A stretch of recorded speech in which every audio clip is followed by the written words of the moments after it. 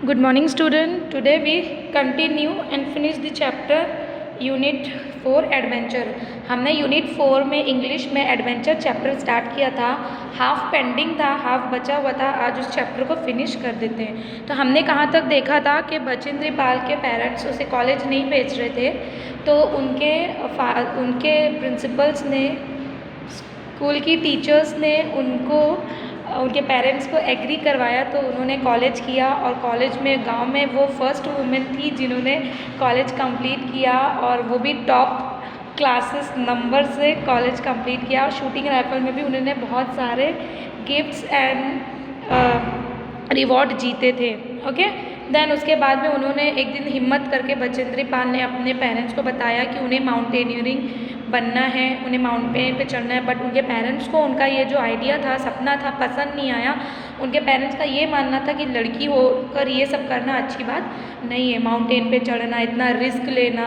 वो उसे टीचर बनाना चाहते थे, क्योंकि उसके पापा जो है वो बहुत फार्मर थे, यानी किसान थे, मिडिल क्लास से बिलोंग करते थे। बट बचेंद्र पाल ने उनको कन्विंस कराया, उनको मनाया, और फाइनली उनके पेरेंट्स मान गए। फिर उन्होंने NIM में men's camp Nehru institution of mountaineering में एडमिशन लिया, और उसमें बहुत ही अच्छे से उन्होंने स्टडी की और बहुत सारी चीज़ें सीखी।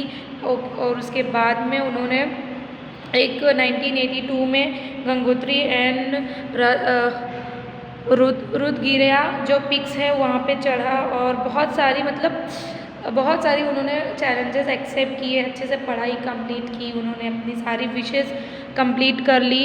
फाइनली वो उनको फिर वो एक नेहरू स्टेशन में एक जॉब भी लग गई। अब वो लेडीज़ लोगों को, वुमेंस लोगों को माउंटेन पे चढ़ने की ट्रेनिंग देती है, वो जॉब भी करती हैं और अपने पैशंस को भी कंटिन्यू करती हैं। तो इस तरीके से बचेंद्र पाल ने अपने पेरेंट्स को एग्री करवाया, अपने सपनों को कंप्लीट किया। और उनके पेरेंट्स मानते थे कि वुमेन्स ऐसा हार्ड काम नहीं कर सकती, तो उन्हें कन्विंस करा के उन्होंने अपने ड्रीम्स को कंप्लीट कर लिया। तो ये बचेंद्र पाल की स्टोरी थी। Then comparing Everest. Okay, Mount Everest जो है वो माउंट अर्थ का सबसे लंबा और टॉलेस्ट माउंट माना जाता है। उसकी जो चोटी है यानी पिक, वो किसके बॉर्डर के बीच में आती है? नेपाल और तिब्बत इन चाइना और नेपाल के बीच में पड़ता है। इसका जो it is a part of great Himalaya mountain range, और वो बहुत ही ग्रेट, बड़ा माना जाता है range of mountain. Okay, for many years climbers try to fail to touch. अब बहुत सालों से जो क्लाइंबर्स थे, जो चढ़ने वाले होते हैं पहाड़ पे, उन्हें क्लाइंबर्स बोलते हैं, वो लोग फेल हो जाया करते थे वहाँ पे पहुँचने में। बहुत ट्राई किया। Sumit of mount Everest.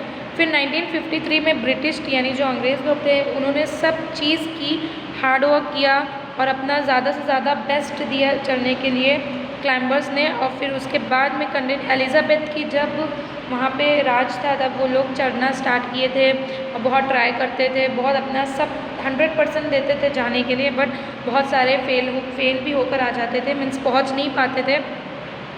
फिर अलग अलग वर्ल्ड से अलग अलग देशों से जो पहाड़ चढ़ने वाले लोग होते थे, वो चढ़ना चाहते थे और वहाँ पे अपना झंडा लगाना चाहते थे और स्टे करना चाहते थे, रुकना चाहते थे। बट कोई जल्दी पहुँच नहीं पाता था। फिर अप्रैल और मई में supplies were really up the mountain and camp were setup. वहाँ पे फाइनली वो पहुँचे, वहाँ पे अपना कैंप लगाया, तंबू वम्बू लगा के रहे। कम से कम 1000 से 2000 फीट का उन्होंने लगाया।